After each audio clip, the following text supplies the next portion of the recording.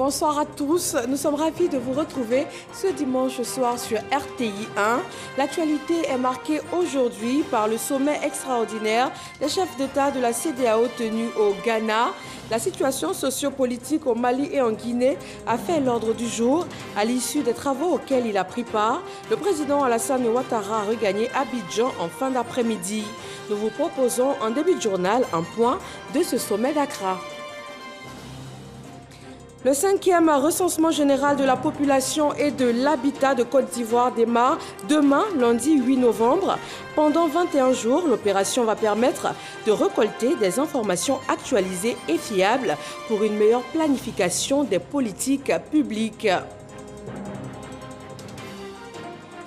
La 47e édition de l'opération Grand Ménage s'est tenue à Dimbokro dans le centre de la Côte d'Ivoire. Elle a réuni la jeunesse de la ville avec un même objectif, travailler à rendre la salubrité du cadre de vie et la maintenir. Cette propreté va rester notamment grâce au matériel offert par le ministère de l'Assainissement et de la Salubrité. Et puis la réouverture des frontières américaines aux voyageurs vaccinés de 33 pays à compter de demain, lundi 8 novembre. L'annonce par la Maison-Blanche de la levée des restrictions était attendue depuis des mois à cause des limitations drastiques liées au coronavirus. Très heureuse de partager cette demi-heure d'actualité avec vous sur RTI 1. Ce dimanche s'est tenu au Ghana un sommet des chefs d'État de la communauté économique des États de l'Afrique de l'Ouest. Le président Alassane Ouattara a pris part à la rencontre extraordinaire qui a tablé sur la situation sociopolitique au Mali et en Guinée. Les chefs d'État ont travaillé sur des solutions de sortie des crises, notamment avec la tenue d'élections. Chiram Kofi Aboulin. Accra, la capitale ghanéenne, lieu par excellence d'un sommet extraordinaire de la CEDEAO ce dimanche 7 novembre 2021. Le président de la République de Côte d'Ivoire, Alassane Ouattara, après avoir pris part à cette rencontre, est de retour à Abidjan. C'est aux environs de 15h25 que l'avion le transportant en provenance du Ghana s'est posé sur le tarmac de l'aéroport international Félix Houphouët-Boigny de Port-Bouët.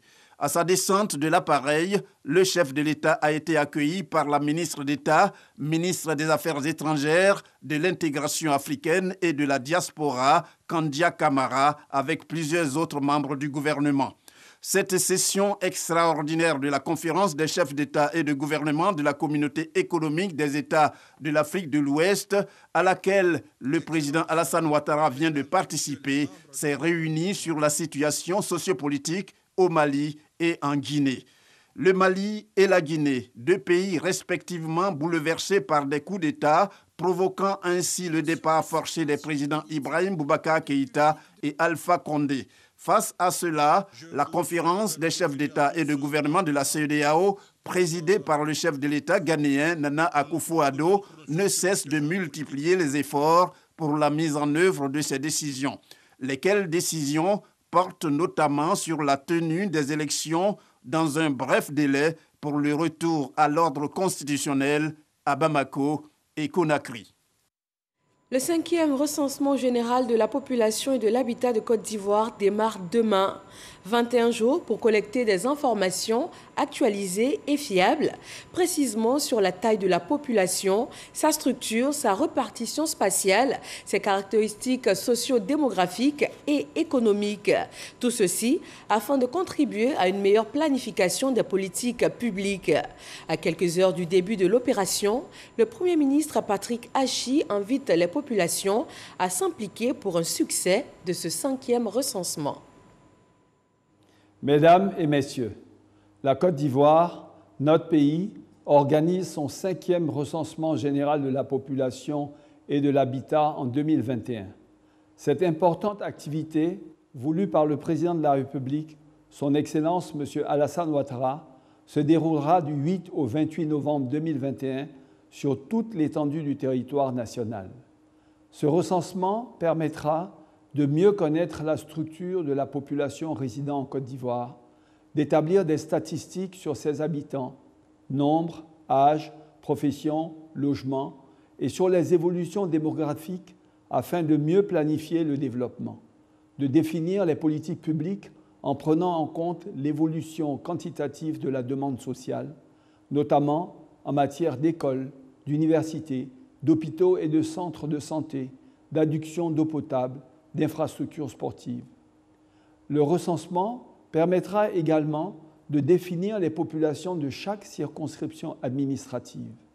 Toutes ces informations seront utiles pour une meilleure évaluation de l'action du gouvernement afin de mieux planifier le développement et d'améliorer les conditions de vie de nos vaillantes populations. Je voudrais, au nom du chef de l'État, Son Excellence M. Alassane Ouattara, et au nom du gouvernement, remercier l'ensemble des partenaires au développement pour leurs précieuses contributions. Quant à vous, population résidente en Côte d'Ivoire, ce recensement est l'affaire de tous, que vous soyez nationaux ou non nationaux. Vous êtes tous concernés. C'est pourquoi j'exhorte chaque foyer à ouvrir ses portes aux agents recenseurs et à leur fournir des informations vraies et fiables. Chacun de nous compte pour la Côte d'Ivoire. Il faut que nous nous fassions tous recenser pour être pris en compte dans l'élaboration des politiques de développement économique et social. C'est un acte citoyen. C'est sur ces quelques mots que je déclare lancer la collecte des données du 5e recensement général de la population et de l'habitat 2021 sur toute l'étendue du territoire national. Je vous remercie. Autre grand événement piloté par le Premier ministre demain lundi. Pour la toute première fois depuis sa nomination à la tête du gouvernement, Patrick Achi sera face à la presse nationale et internationale pour l'exercice du grand oral. 2 heures d'horloge pour lui permettre d'exposer sur la vision 2030 du président Alassane Ouattara ainsi que sur son programme Côte d'Ivoire solidaire. Alexis Ouedraogo. Depuis le 30 mars dernier, il tient les rênes du gouvernement ivoirien. Patrick Achi, le technocrate, sera ce lundi face à la presse nationale et internationale. En 8 mois, il aura tracé son chemin dans les sillons de ses prédécesseurs, poursuivant la mise en œuvre d'une politique axée sur l'amélioration des conditions de vie des populations. Amélioration qui commence avec les services sanitaires. Réhabilitation de services clés à l'exemple du pôle gynéco-obstétrique du CHU de Treichville, de l'hôpital général d'Adjamé, inauguration de centres de santé de plus en plus performants tels que le CHR d'Aboisseau, amélioration de la mobilité des populations avec le démarrage des travaux de réfection et de renforcement de la côtière San Pedro à Abidjan et autres lancements des lignes Sotra à Bouaké. Et parce que la Côte d'Ivoire solidaire doit être inclusive, Patrick Achi pénètre les champs et plantations à l'écoute des producteurs et acteurs des secteurs pourvoyeurs de matières premières. Objectif, dérouler une vision, celle d'industrialiser les productions nationales et aussi apporter un souffle nouveau aux unités qui jadis portaient les régions. Patrick Achi multiplie aussi les concertations avec les couches socio-professionnelles, monde agricole, industriel, artistes, musiciens, personnes de l'audiovisuel ou encore plus globalement avec le secteur privé dont il veut faire, conformément à la volonté du chef de l'État, le partenaire clé du développement national. Éducation, emploi des jeunes, santé, économie, lutte contre la corruption. Ce lundi, Patrick Achi sera face à la presse. Échange franc et direct, 2 heures d'horloge durant pour présenter et défendre l'action gouvernementale. Et la Côte d'Ivoire qui continue la lutte contre le coronavirus. Voyons le bilan qui s'affiche au tableau de ce dimanche 7 novembre.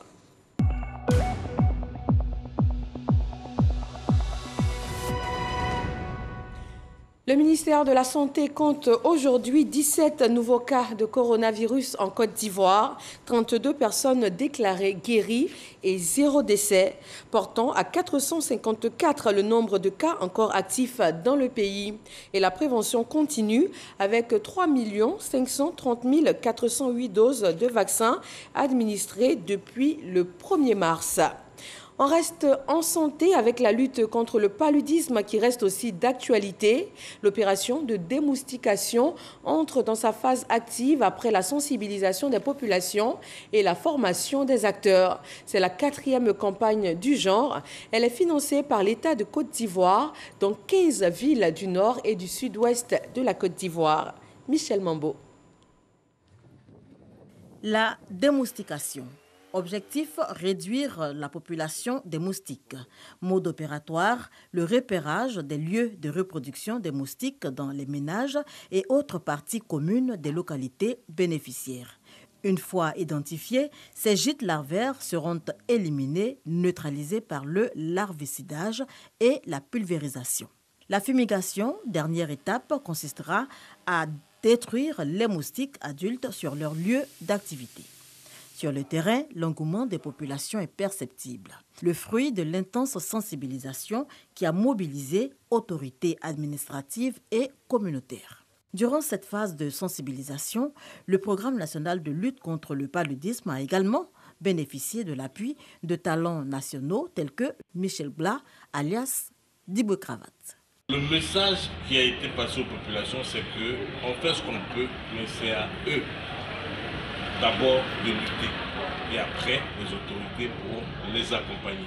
Mais si devant chez toi, tu as de l'eau, tu as des nids pour permettre aux moustiques de se reproduire, alors là, vraiment, ça va être compliqué. J'ai vu qu'il y a beaucoup qui ont découvert qu'il y a des gestes simples qui peuvent les sauver. Le ministère de la Santé, de l'Hygiène publique et de la couverture maladie universelle s'est fixé pour objectif d'atteindre d'ici 2025 la pré-élimination du paludisme. Cette maladie représente le tiers des motifs de consultation dans les établissements sanitaires, même si son taux de mortalité a baissé de 50% en moins de 5 ans. La ville de Dimbokro, dans le centre de la Côte d'Ivoire, a connu hier samedi une animation particulière. Balais, pelles et râteaux ont raclé et récuré les rues et les regards de la ville toute la journée. L'opération Grand Ménage s'y est tenue pour sa 47e édition. Le ministère de l'Assainissement et de la Salubrité laisse à la commune du matériel de salubrité afin de perpétuer l'opération. Eugène Atoubé. Dimbokro, ville chargée d'histoire, se targue encore de son premier prix de ville de Côte d'Ivoire la plus propre, obtenu à la Journée nationale d'excellence de 2018. La municipalité et les populations, dans un accord parfait, essaient à qui mieux de conserver cet acquis par leur engagement à maintenir propre et la ville et leur cadre de vie. Engagement traduit par des activités communautaires de propreté ainsi que des actions de salubrité et d'assainissement que tout le corps social est appelé à poursuivre à travers un don de matériel de salubrité et de 3 tricycles faits à la mairie de Dimbokro par le ministère de l'Assainissement et de la Salubrité. Cet engagement a été renouvelé devant le ministre Bouaké Fofana et le maire Bilé Djemelou par les représentants du corps social et la catégorie socio-professionnelle de la localité. L'opération Grand Ménage sera désormais une institution à Dimbokro. Je compte sur toute la population pour que tous les conseils qui ont été donnés, pour que nous puissions être droits et réussir la mission. Nous sommes en train de déplacer le centre de dépôt des ordures. Le centre qui est plutôt vers le cimetière est saturé et nous avons eu, grâce à un village que je peux nommer Aoua, nous avons pu avoir un nouveau dépôt dans lequel nous allons faire bientôt l'envoi des ordures. Nous avons besoin de sensibiliser nos parents, d'abord dans la gestion des déchets. Nous sommes en train de mettre en place un système de gestion rationnelle des ordures qui a commencé à Abidjan, dans le Grand Abidjan, qui donne des résultats probants. Et nous espérons, avec les moyens que le gouvernement mettra à notre disposition, étendre ce modèle-là à l'intérieur du pays. Des comités locaux d'assainissement, de salubrité et d'hygiène ont été installés et 5 personnalités ont été faites ambassadeurs.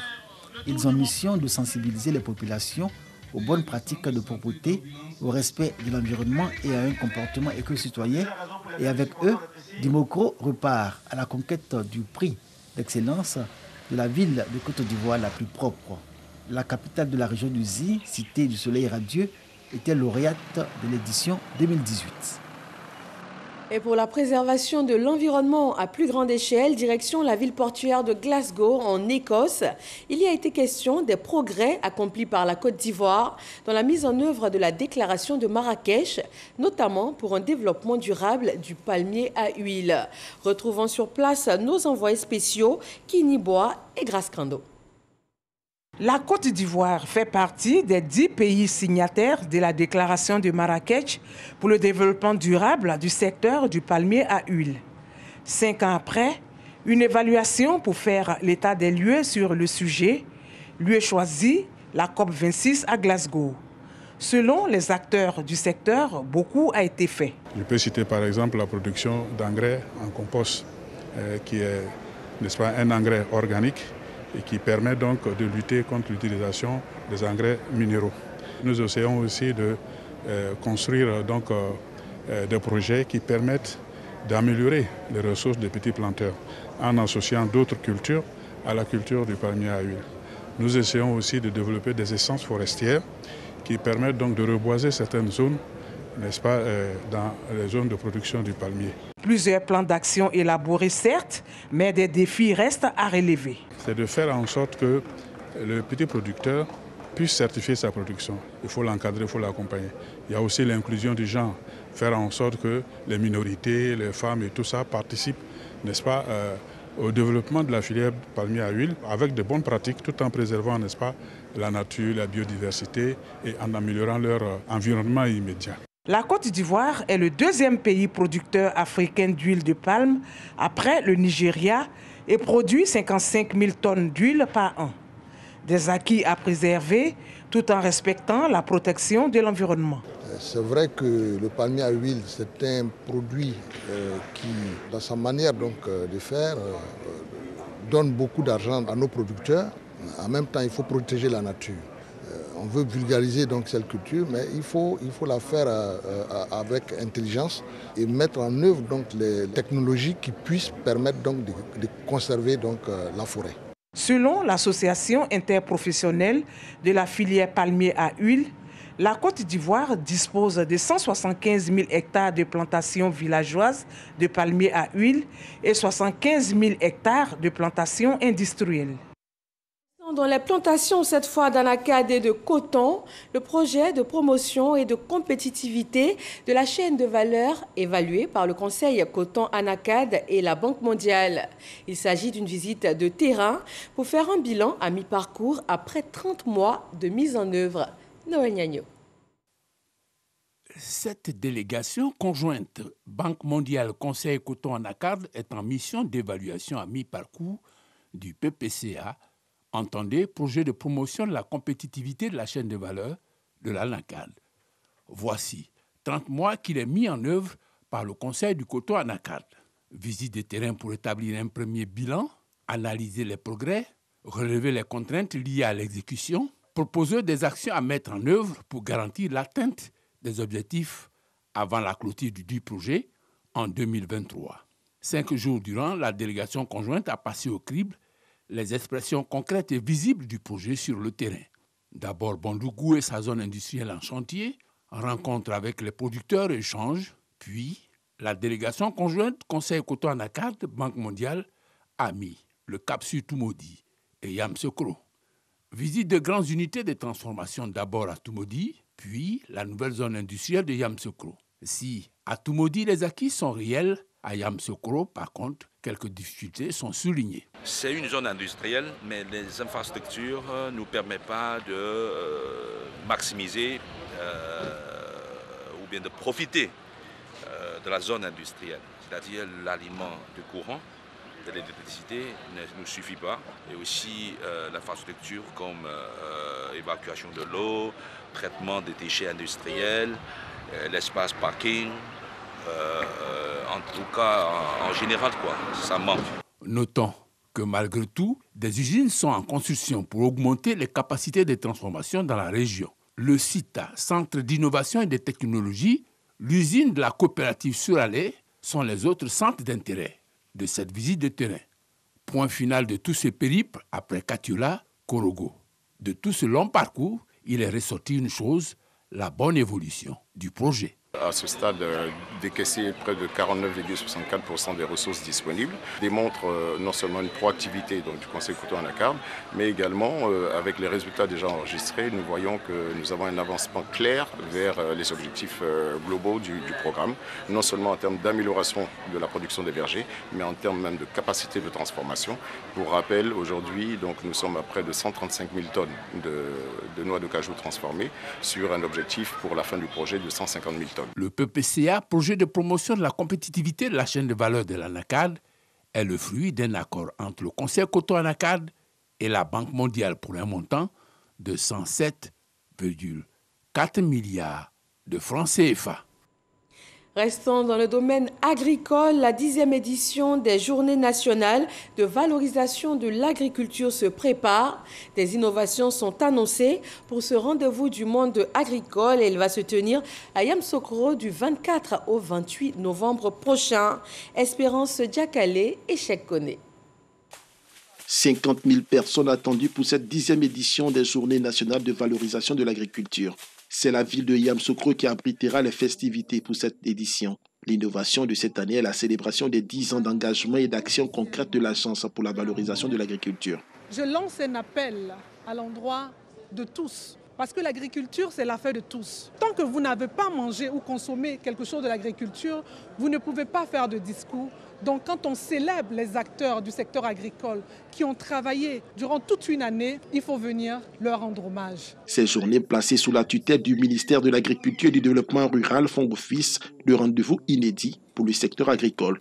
Le ministère de l'Agriculture accompagne toutes les structures qui œuvrent dans la valorisation des filières pour qu'on puisse ensemble déceler les défis nouveaux et voir les orientations qu'on peut donner à ces différents défis.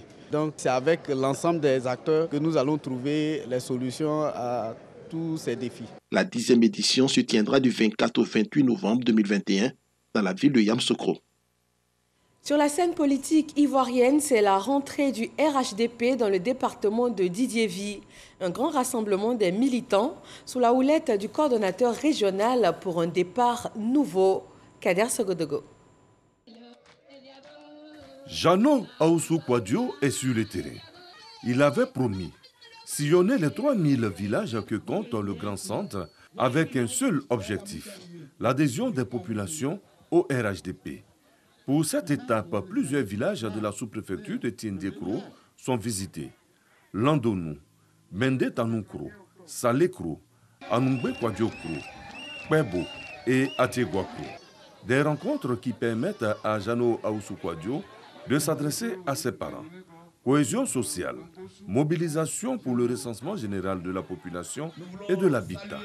Le président du Sénat ne veut plus entendre parler de violence dans le Grand Centre. Quand on aime quelqu'un, on ne lui dit pas d'aller faire par là. On a tous la salive dans notre bouche. On en crache, mais on en garde. C'est pas tout qu'on crache. Je suis venu chef. Je ne veux plus entendre parler de ça.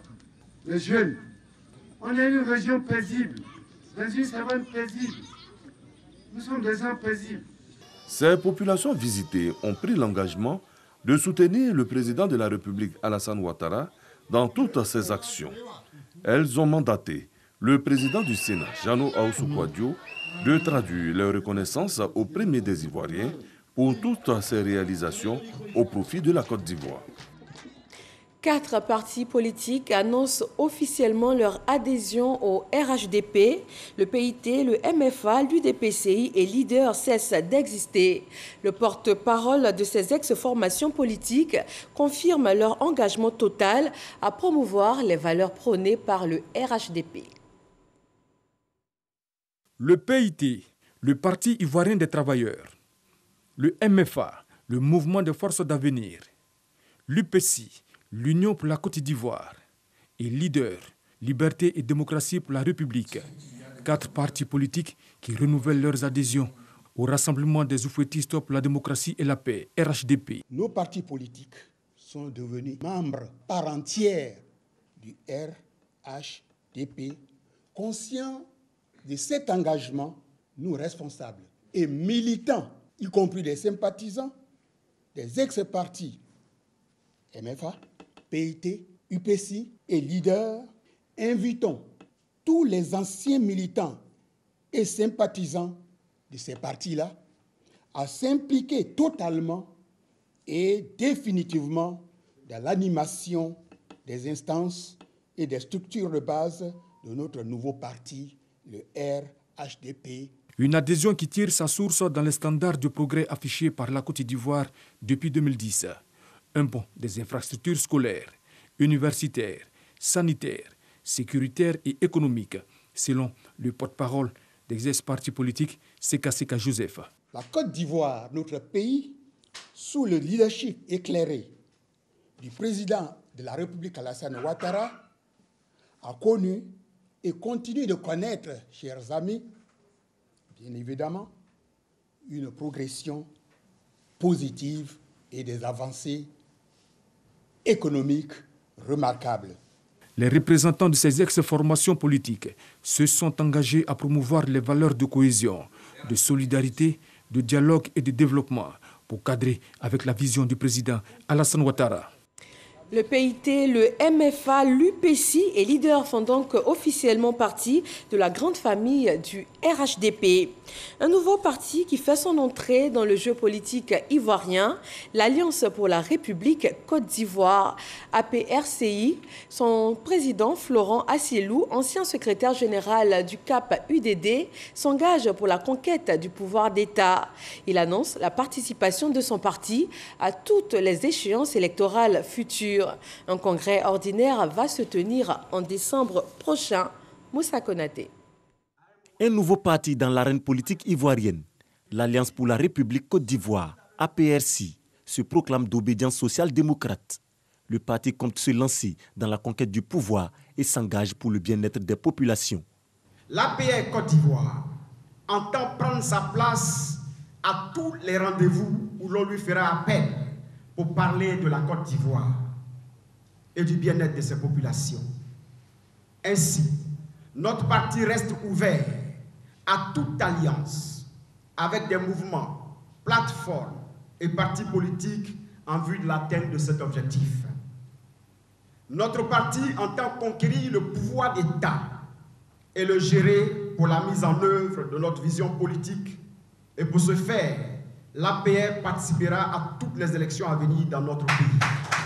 L'APRCI, Alliance pour la République, créée le 17 octobre dernier, appelle à une nation rassemblée avec des institutions fortes. Le parti prévoit l'organisation de son premier congrès ordinaire en décembre prochain.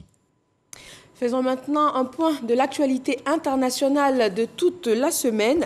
Et on démarre à Glasgow, capitale mondiale de la lutte contre le réchauffement climatique, l'instant d'une COP 26.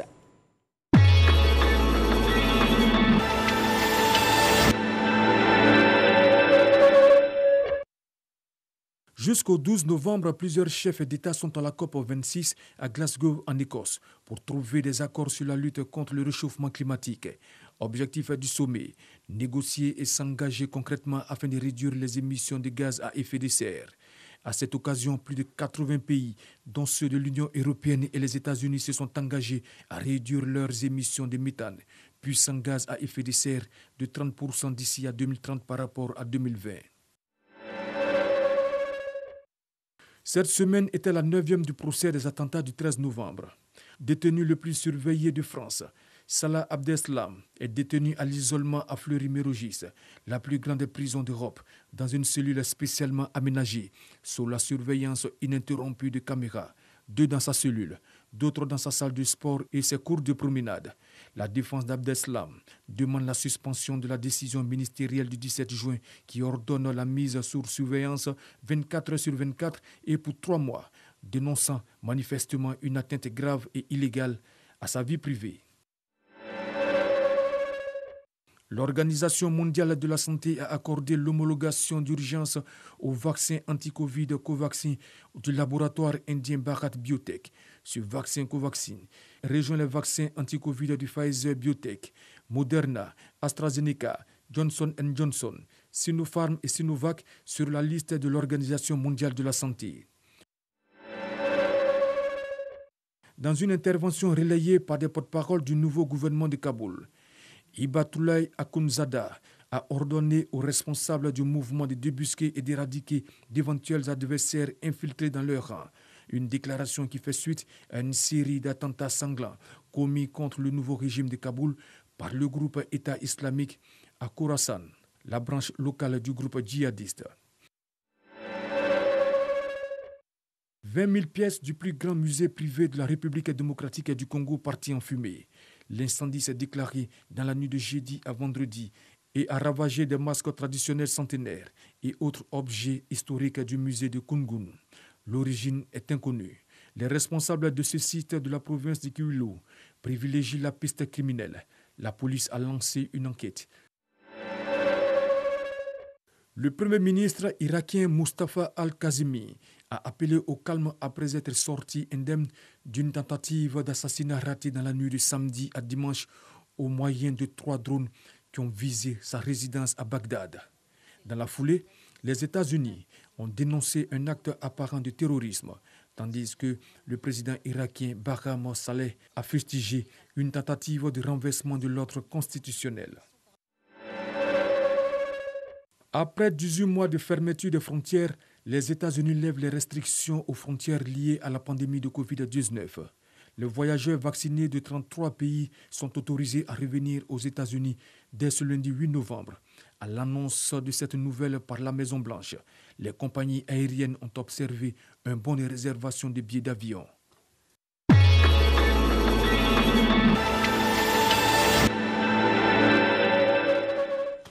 Et voilà un tour du monde en images pour mettre fin à ce journal. Merci de nous avoir suivis. Excellente fin de soirée. À 23h, retrouvez Aboulaye Koné. Bonsoir.